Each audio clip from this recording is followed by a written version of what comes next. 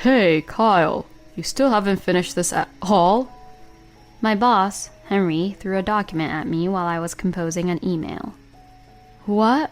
But you told me that this one needs to be completed first. I was about to say something like that when my boss started to yell at me. You're only just my subordinate, right? So everything that I say is absolute and right. Unconvinced by what Henry was saying, I still picked up the document that was thrown to me. My boss seems to be in a bad mood today. My name is Kyle Johnson. I'm 29 years old and I work at an office. I really wanted to go to Spain, Madrid, because of a movie I saw a long time ago, so I traveled there when I was 20 years old. I saved up money by working at a short-term job and set out on a low-budget trip. I was what you'd call nowadays a backpacker. I was worried at first, but I met a lot of people there. After returning back to the US, I put my Spanish skills that I had cultivated in Madrid to good use and got a good job at a well-known company. However, I had a bad relationship with my boss and was subjected to his power harassment, and my mental health began to suffer, so I resigned. After 6 months of taking care of my mental health, I finally changed jobs in a different company. The CEO of my current company is actually a classmate of my father's. It is a small company, but they were looking for someone who could speak Spanish because they were going to be doing more business overseas. So my father introduced me to the company. When I had a job interview with the CEO, he seemed to really like me, and on his own initiative, I was hired then. However, what was waiting for me was a mean boss who'd harass me at work. His name was Henry. He was assigned to me, so he could teach me many things for the work I'm supposed to do. The CEO had praised Henry for his sales skills and his good-natured personality, so I was relieved at first. But I was actually exhausted from my first day at the company. Kyle, come on, let's take a break together. Saying that, Henry took me to the smoking area. I am not a smoker, but if my boss wants to go to the smoking place, I have no choice but to follow him. I was drinking coffee right next to Henry, who was smoking a cigarette. Then once we arrived in the smoking area, Henry's attitude changed drastically. Hey, you! I heard that the CEO decided to hire you all on his own. Henry says this as he blows the cigarette smoke right into my face. I coughed, because I really hate smoking, but Henry didn't care and continued to talk to me as he puffed the cigarette once again. You see, age doesn't matter at all, okay? It won't change the fact that you are still my subordinate. You do know that, don't you? Actually, Henry is 2 years younger than me. I think it would be difficult to deal with a subordinate who's younger than you, but Henry didn't care, and he was more than happy to order staffs who are older than him around, as long as Henry was their boss. When he is with other people, Henry is a very assertive and friendly young man, but as soon as he is alone with me, his attitude changes drastically. So, it makes me think that he really doesn't like me. And there are probably 2 reasons for that. First, the hiring decision was made at the discretion of the CEO. Henry, who thinks that the CEO likes him the best, feels that his position has been taken away from him because of me and my position. Another thing is that since I was hired because I can speak and write in Spanish, people around me often say I'm great. So Henry really doesn't like me about that, I guess. Like that, Henry is simple and easy to understand. Every time someone praises me, his sarcasm increases, and the amount of work he pushes me to do also increases. Well, to be honest, Henry is still better than my old boss. So I didn't think of complaining about Henry to anyone. About a month after I joined the company, I was approached by a woman in the office. Her name was Meredith, and she seemed to be a relative of the CEO. She was probably a little younger than me. She can also read and write some Spanish. We didn't talk much, but on the way home we saw each other in coincidence, and She was the one who approached me. Did Henry say anything to you? She starts out by saying that after we greeted each other. She heard Henry yelling at me in the smoking area a few days ago. Henry often takes it out on me when things don't go well, basically. But I was tired of being questioned by Meredith, so I just faked the whole thing. Oh, you're talking about that time when I made a mistake, huh? Meredith looked at me all concerned, but she did not ask me any more questions, probably because I wasn't too worried or depressed about it. At my previous workplace, I had gotten mentally and emotionally drained because of power harassment that I received from my previous boss. But after I left, I thought it was foolish to get mentally drained just because of human relationships.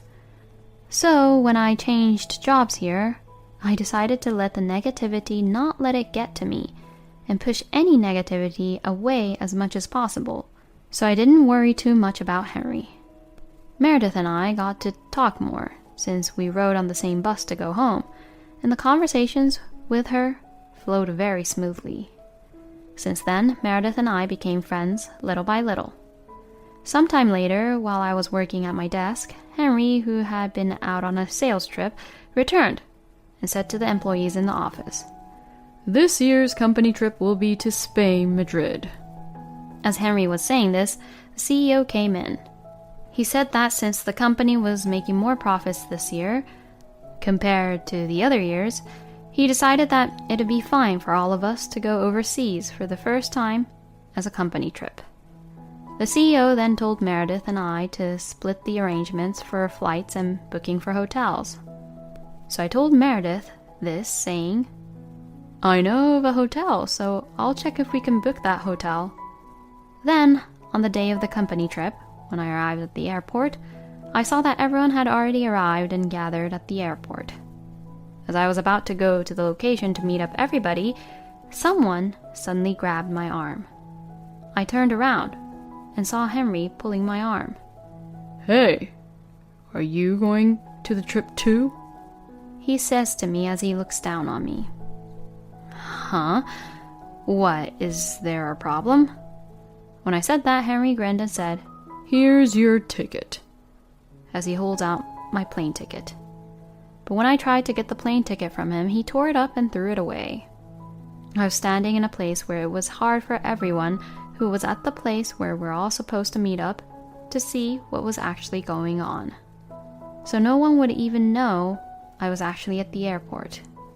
I had been looking forward to this trip to Madrid. So I was about to complain, but Henry opened his mouth before I could. "How could a newbie like you even come to the company trip with us? You should just go back to the company since you're supposed to handle taking phone calls from our clients." Henry said that to me, gritting as he looked at me and the ticket he had torn up.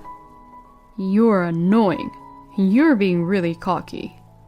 You're a mid-career hire, yet you're always being praised.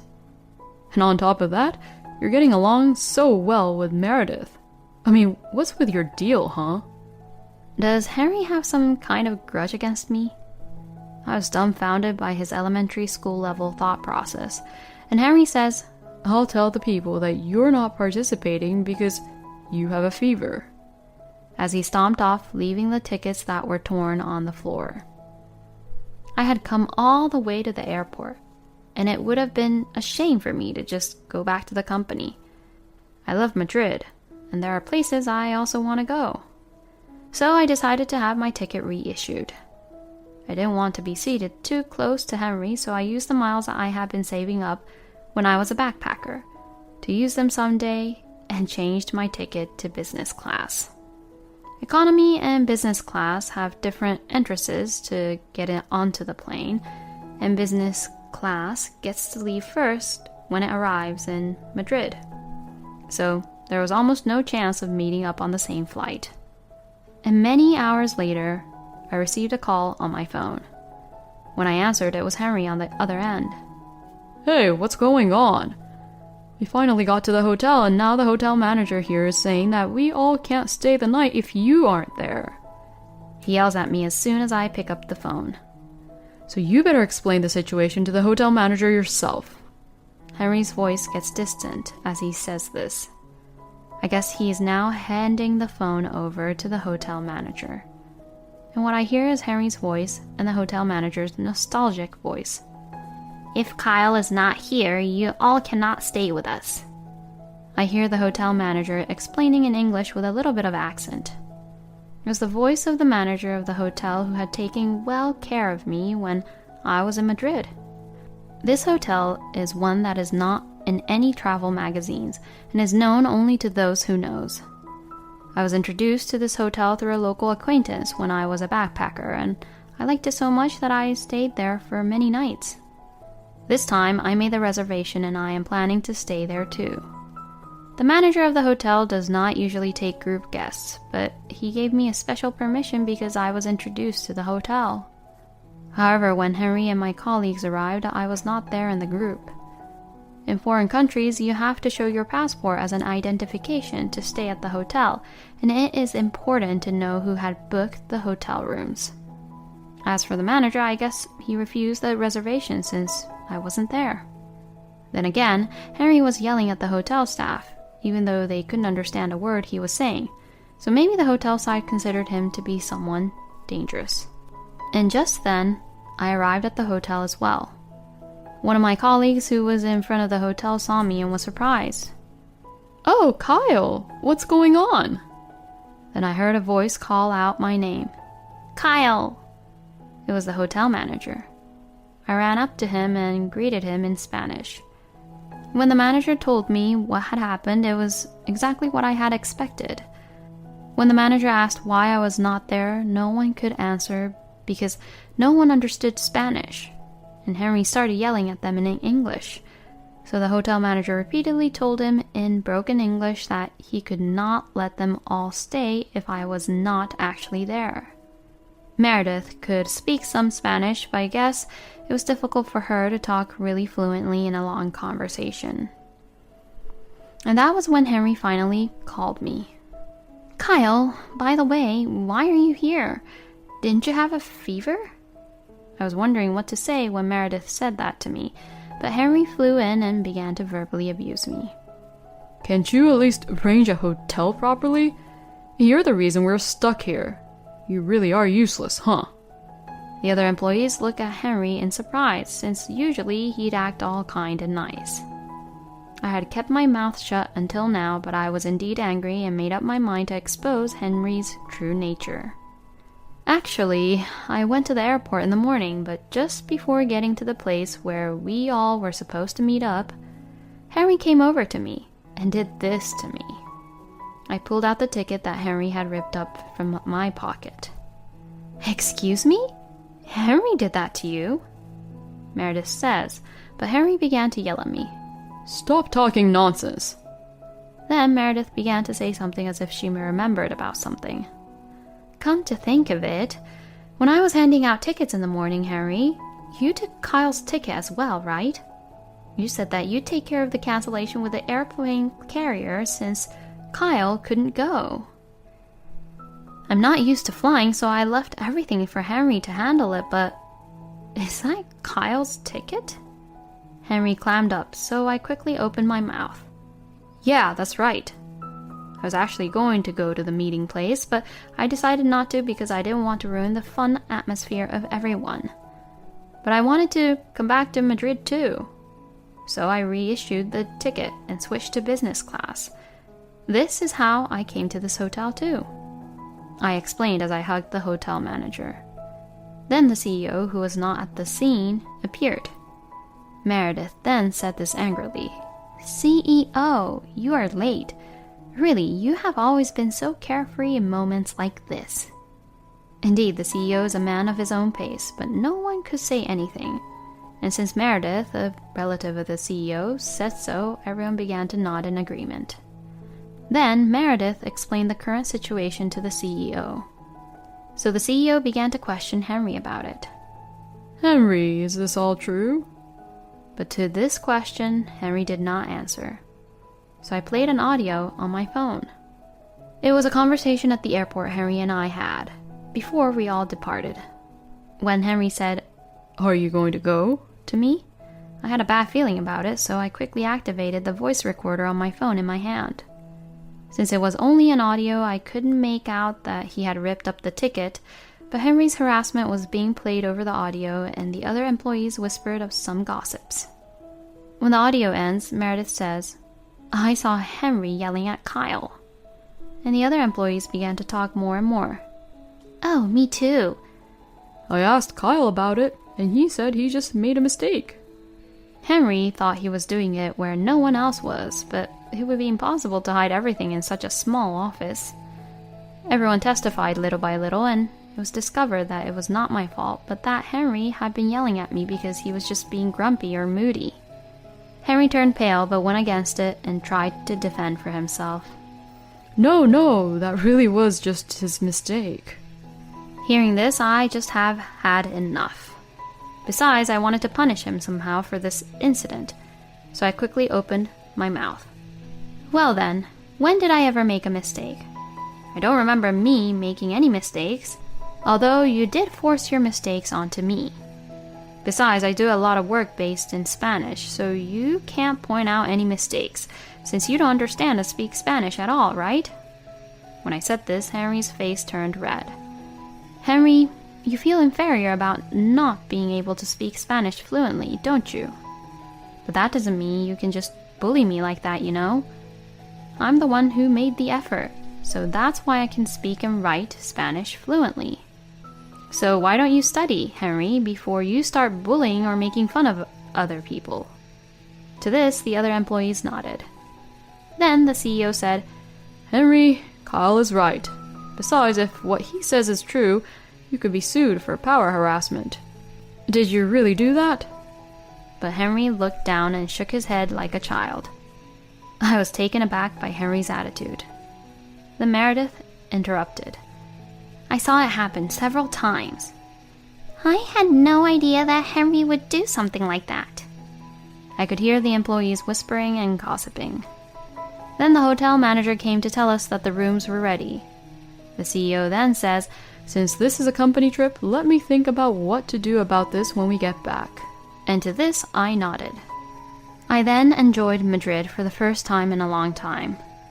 It was all so nostalgic and I was really happy. The other employees were also enjoying themselves to the fullest except for Henry. He had been holed up in his room and apparently hadn't come out. After what happened, it must have been hard for him to see everyone else. But I don't feel sorry for him because he hasn't apologized, and I haven't forgiven him at all. When it was time for us to check out from the hotel, Henry looked resentful at the employees, who looks happy with their stay in the hotel. Oh, and the hotel manager has something to say to Henry, so I translated it to him. "Henry, you smoked in your room, didn't you?" When I said that, Henry replies impatiently, "Huh? So what?" "I told you that smoking is not allowed in the hotel room." "It's not like I was smoking outside, okay?" Knowing that Henry was a heavy smoker, I had told him that smoking was not allowed in his room, just in case, and that he should smoke in the smoking area in the hotel. Nevertheless, he did not listen to me, and he just smoked in his room. And it seems he smoked quite a lot of them. The hotel here is a lot more stricter when it comes to smoking, you know. So the hotel is going to charge you a cleaning fee because of the stench in the room. Huh? Henry tried to refuse to the hotel manager, but CEO stopped him by saying, "They have different rules here, so I think you better just pay for the fee." And Henry paid the cleaning fee while he clicked his tongue in an irritated way. After all the advice that I gave him, he didn't listen, so isn't he the stupid one? "It's all your fault," Henry tells me, but all I can do is sigh. What the heck did I do now? You don't even listen to other people, so it's your own fault, isn't it?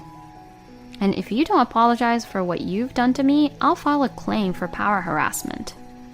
When I said this, Henry became silent, but in the end, he did not apologize until we all returned back to the US. It was a good thing that Henry looked uncomfortable on the flight home. After that, Henry apparently submitted a resignation letter. I would have forgiven him if he had apologized, but since there was no sign of him apologizing to me, I did what I said and filed a claim. Henry apparently lived with his parents, and so they brought him to my place to apologize. Henry was looking down at himself when he came to apologize. However, his father became furious and slapped Henry really hard. Apparently, Henry couldn't go against his father, so he finally apologized to me, saying, "I'm sorry." And after he said that, I took the compensation money. "You deserve what you get." I laughed as I said this, and Henry glared at me with a frustrated look on his face.